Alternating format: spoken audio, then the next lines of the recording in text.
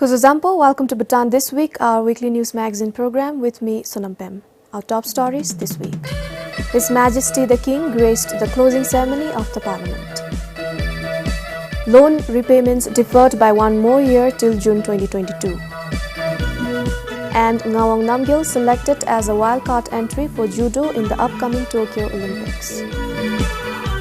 His Majesty the King graced the closing ceremony of the 5th session of the 3rd Parliament on Wednesday.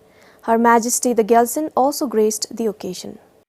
The Speaker thanked His Majesty the King for looking after the concerns and difficulties of the people and monitoring the COVID-19 situation in the country. He also thanked the Government of India for the Buddha statue that was recently gifted to Bhutan. This session of the Parliament tabled the most controversial Mines and Minerals Bill.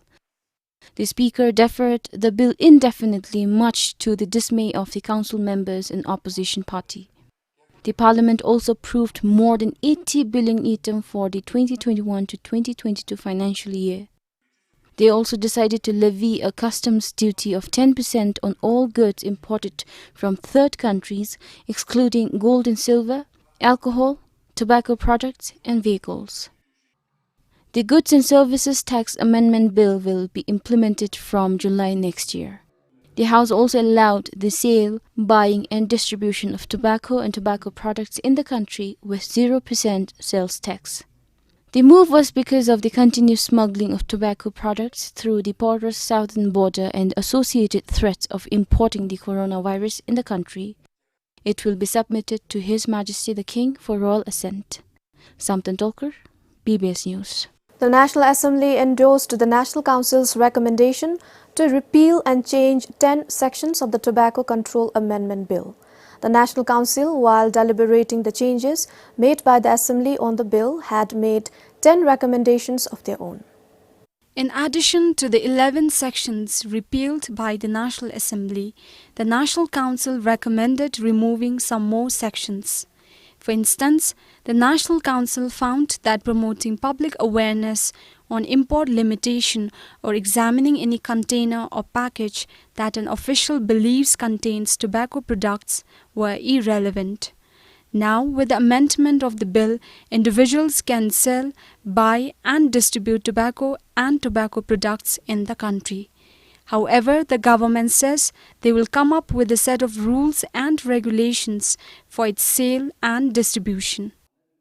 Tanku tungchop zo men se tanku di ngengka menu ka gobe beda se shuzale men chongka yurinam nala phalu tanku ka gobe ta yebde top zoni de se gi tuje nam le shong la te bechari men se shunibi tani beda ngachinale dewa yubigi henka dewa yubigi chukdi disu ka haralu tengare khonda chiga sundu naila the national gade jojo chibe tanku lalen tabdagi nangden beodagi somdagi nyomidigi nyodagi somidigi somdagi digji lejme zobe tengachi misemandu ngagi tebe shung se shunibela. The rest of the provisions, like restrictions on smoking in public places, institutions and offices, public transport and entertainment centers, will stand as per the existing law. The government had proposed the Tobacco Control Amendment Bill of Bhutan 2021 as an urgent bill. This is in light of the continuous smuggling of tobacco products through the country's porous southern border and the associated threats of importing the coronavirus in the country. The bill will now be submitted to His Majesty the King for royal assent. For Sonam Tenzin, Kyalzam Chodan for BBS News. With limited intake in local colleges and the COVID pandemic making outside travel unsafe, thousands of high school graduates have been unable to continue their studies. However, the government said students can take up various opportunities available in the country. Sangizam from Dote Geok in Paro completed her high school in 2019. She had plans to study in a college in India, but the COVID pandemic made it impossible, and with colleges and institutes in the country offering only limited seats, she says many students have been unable to continue their education. Government nati mapale mathamonda self kinalu tawdalu self ke ani college ni gide mapale ra mathablanga apply bebe beru mapale mathab dilanga ani phamdi chani singkau chela yaru bigi gudibe especially na IBB na matop especially I play begale ya sit ko te ta covid give do da te outside name thave te IBB na matop begale te na private na thove na sa la khamna. This issue was highlighted at the INE question hour session. Speaking on behalf of MP Sring Chodin, Nanong Shumer MP Lungtin Namgil said more than 12,000 students have finished their high school education this year. Only over 3,500 were absorbed in government and private colleges and training institutes. However, the Education Minister says there are several other opportunities that the youth can explore. Our student must explore other opportunities. It's not necessary that only government and these colleges, but then there are also other opportunities government has created. For example, TTI is in the, under Ministry of Labour, technical training institutes. And also there are also many private training institutes are coming up. There are lots of skilling is required, as well as they are also given opportunity to access to finance, where now national guarantee schemes are there, CSI banks are coming up, and also more so help is provided to our youths. According to the Foreign Minister, the government has also asked the private schools to be developed into colleges. Tida chora tepe Royal University of Bhutan ki wolu yumi ki thorim lobda yori yose changka kade mama chi asenda ase te mijilun chi ki kanna bebe doni ki hemalera te nga che ti suchala de sujido se shunbi te phi ge khap tani di nga che ka chabra ma chab se shunbi nga chri ki alu du su jowa chendi khap nibam de chu bebe nga che ta dola indra beru phi ge khap ma sho chinalura ru lobda du su godam di du yongdel ge tholebe nga che jungi scholarship phi di ma phi ge khap jomi du su khara totonna yongdel ge thole online be bishata do se shunbi gerde gi lobda lalu chi chuchi da chuni yumi du su thorim lobda na zona ase nga che jungi khatule nga che jabjol bege ase. The minister said the situation can improve only if the pandemic is over. Kinzang Hadin, BBS News. Online classes are turning out to be a challenge for both students and parents in Phinsoling. Students say it is difficult to understand the teachings from online classes, while parents say it is expensive. Meanwhile, the government is planning to relocate the students to schools in other districts once again. Since Phinsoling went under lockdown 2 months ago, students have been attending their daily classes online through the Google Classroom. Students say learning like this is difficult. Meanwhile, parents say the daily internet charges are one of the many problems they face. tamji pesa teni lula hadomola de lengipchi sudaluta online be habgo bigale phamlalu turugi kangelu ane bemeso namse data gi ani turu ton lo namse kangel do session bela lami ani biodadi parents yamola nana lady nami sami ugam bukam la devada chikadi temasop teranga chi pesa ta de birea online ni di the himali experience mabini degi namsem resume hamigaila COVID-19 protocols follow beru laluti the Tommy Mapali to what much and the yak I watching the relocation about in Tanime. According to the Education Ministry, the government is planning to relocate students of classes 9 to 12 soon. The government says the Tamala school in Jemgang is also being repaired and some of the students will be relocated there once it is complete. Now midterm has already come, and if we have to relocate, there are so many things to be done in the private schools, be it the private schools or even government school like Tamala. So time is big concern for us. And then when we are just repairing and maintaining, and if it goes to another 3 months and 4 or 5 months, it doesn't again solve our purpose. So we are also in dilemma. If that's the case, then we might have to resort to intensified and better ways of teaching our children online. Meanwhile, teachers who were also relocated last year say this arrangement is inconvenient for them as well. There are around 1,500 students of classes 9 to 12 in Phinsoling. With additional information from Sonam Penjor, Kinzang Hadin, BBS News. As the government passed the customs bill standardizing the customs duty on third country imports at 10% for most products, economists have called it a smart move. It is expected to keep inflation in check while increasing people's purchasing power. More importantly, a uniform customs duty would streamline the country's taxation system. According to economists, The revised customs duty will make the products from third countries cheaper. For instance, Korean cosmetics are the most preferred beauty products among Bhutanese urbanites. Currently, a 40% customs duty is levied on such products, and so a person spends at least 1,000 yutam on one product. But with the new customs duty, the price of such products would fall. In an email interview, an economist and a consultant, Dr. Funsuchodan, said, paying less for goods and services increases the purchasing power of people's disposable income and could improve people's savings. At the same time, lower customs duty will offer more choices to the people as it will encourage import. According to another economist, when more goods and services are available in the market, price would fall. This would help reduce inflation. Consumers are more benefited than the producers in this case. So when the custom duty is lowered, the price to be paid by the final consumers also would be little low. Then that way the consumer surplus would be much higher. The overall welfare gain would be there because consumers in this case would be benefited because they will have a choice to buy from different markets, from the diverse products of diverse origin, because tax paid is saved now. The Traders Association of Bhutan said quality products at affordable prices will be available in the market following the change in tax regime. At the moment, the taxes are high, so traders bring in cheaper goods which are not of a good quality. But by reducing the customs duty, they will be encouraged to import quality yet affordable products for the Bhutanese consumers.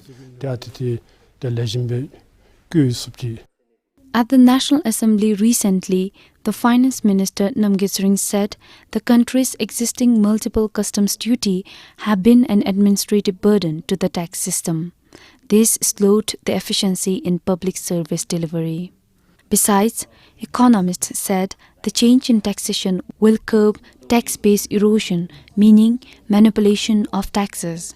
As per sources, traders often declare goods wrongly at the customs to avoid paying higher taxes.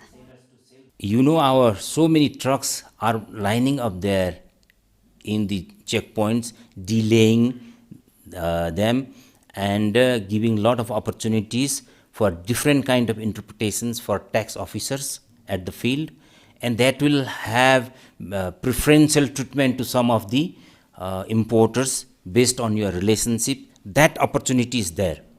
That would be rooted out. And it will also promote fairness because all importers will have the fair systems and they know exactly how much tax they have to pay. The certainty factor would be there. The government proposed a uniform 10% customs duty on all goods imported from third countries while introducing the Customs Amendment Bill 2021 at the National Assembly last month. The rationale: to create an open economy with diversified products and reduce incidences of tax evasions. During the discussion, the opposition had objected to the revision, stating the move would make the country import-dependent and affect both small and medium enterprises and cottage and small industries. The National Council recommended maintaining the existing customs duty for a few items. For now, with the customs bill passed, the proposal of a uniform 10% tax has come through. Will it meet the intended purpose or will the concerns come true? The journey to finding the answers has just begun. Sangishazom for BBS News. On the other hand, the small and cottage industries in the country are afraid the reduced customs duty will affect their already struggling business. Local manufacturers say having to compete with cheaper imported goods will make it difficult for them to sustain their business. This is the CSI market in Changzamto. Around 400 entrepreneurs promote their local products here. But with the revised customs duty, these products will have to compete with goods imported from third countries.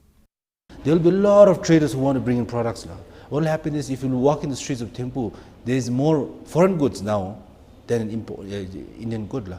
And most of the producers are from Indian perspective are all grocery products, but foreign products are anything beyond that. And our SME products, our CSI, cottage industries, they are equally participating in these sectors. If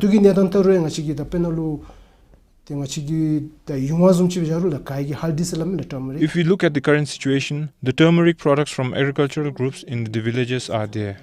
But if you look in the market, it is filled with turmeric from India. If the tax is imposed, it will be difficult to compete. According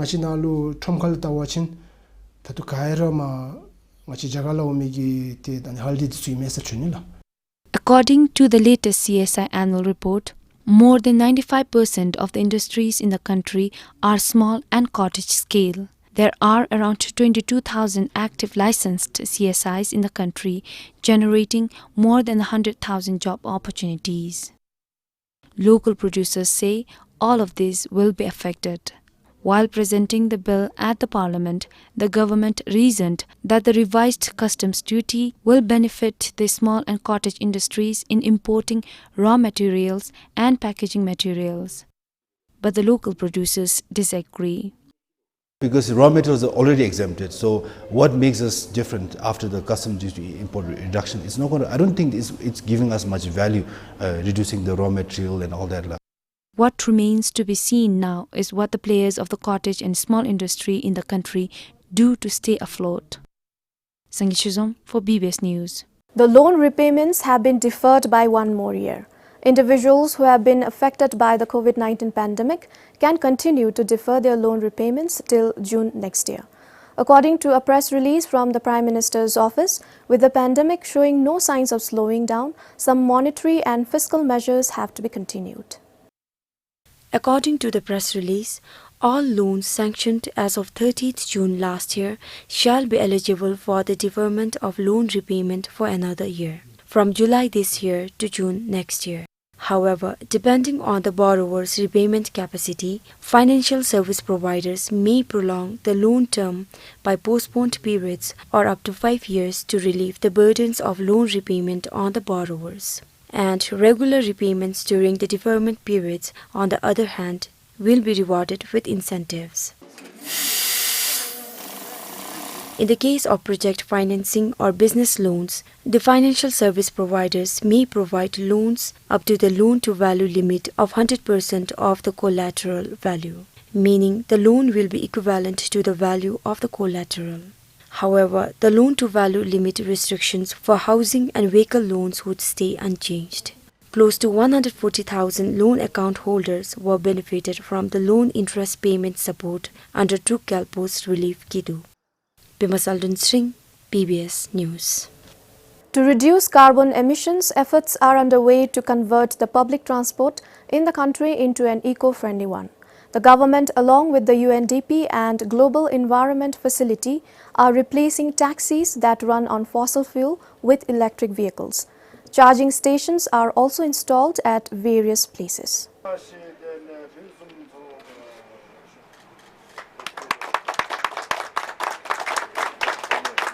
A charging station with 11 chargers has been opened in the capital for the public. Including this one, 25 charging stations have been installed in various locations across the country through the project. The Bhutan Sustainable Low-Emission Urban Transport Systems project was initiated in 2008 to promote e-mobility in the country. Under the project, the government hopes to replace around 300 taxis in the country with electric ones. The project pays for 20% of the vehicle cost. We are expecting almost 28 cars in next month or so. More than 100 taxi drivers are already shortlisted. Once these batches are clear, we are going to place order for 100 plus cars. This is an important milestone for Bhutan. With this, we are hoping that more and more people who are not convinced to take up electric mobility would be now changing their mindset and willing to go for e-mobility. We are targeting the taxi sector. So in a way that we are also relying on them to demonstrate, and we want them to be the ambassador to actually promote the electric vehicles in the country. Other initiatives under the project include electric vehicle loans up to 70% of the total cost. almost 70 million yutam has been allocated for the next fiscal year to install charging stations in the remaining districts. Kelzang Choden for BBS News. Many a time, animals, particularly dogs and cats, have been the most common victims of road accidents. But the issue has remained unspoken for long. There are no cases reported with the police except for a few. But the veterinary hospital in Thimphu, on average, receives over 100 cases every year. According to the hospital and animal welfare groups, poor enforcement of the law towards such animal cruelty is why the cases are increasing each year. Recently, a 3-month-old puppy was brought to Thimphu Veterinary Hospital. It was hit by a taxi and the driver allegedly fled the scene. Fortunately, there's no fracture, no wound, but he's in shock. A passerby brought it to the hospital. On the same day, another dog reached the hospital with an injured leg. According to Thimphu Veterinary Hospital, in the last 2 years, there were more than 300 cases, but it could be more. If you calculate, it would translate to one motor vehicle case every 2 to 3 days. That is only the reported cases, the cases that are brought to the hospital. We do not know how many dogs and cats are left on the road to die alone. He added that other forms of animal cruelty, like poisoning and hitting, are also reported in the hospital, while the numbers are minimal compared to vehicle accidents. Jangsa Animal Shelter looks after such animals. Today, they have nearly 150 dogs, of which 40 have come to their shelter after road accidents. Even when the car splashes water on people who pass by, there's a law that penalizes a driver with some 500 newton or 1,000. But whereas for animals, they are run over, hit by a car, sometimes most of the time in a very worsening condition, and they are left to die on the streets. But it is an offence under the Penal Code of Bhutan if a person causes serious bodily injury to an animal. It is a crime with a prison term of 1 year to 3 years. Many countries around the world have laws for animal welfare. For instance, in Singapore, drivers are obligated under the law to stop their vehicles if they had caused injury or death to an animal. The driver should also help the injured animal as much as reasonably possible within his or her power. Those found guilty of not doing so are liable to a fine of up to 3,000 Singapore dollars, which is equivalent to some 150,000 itam, or imprisonment of up to 1 year, or both. Dr. Pema, the animal welfare focal, is hopeful the amendment of the Livestock Act of Bhutan 2001 will help solve these conflicts in society.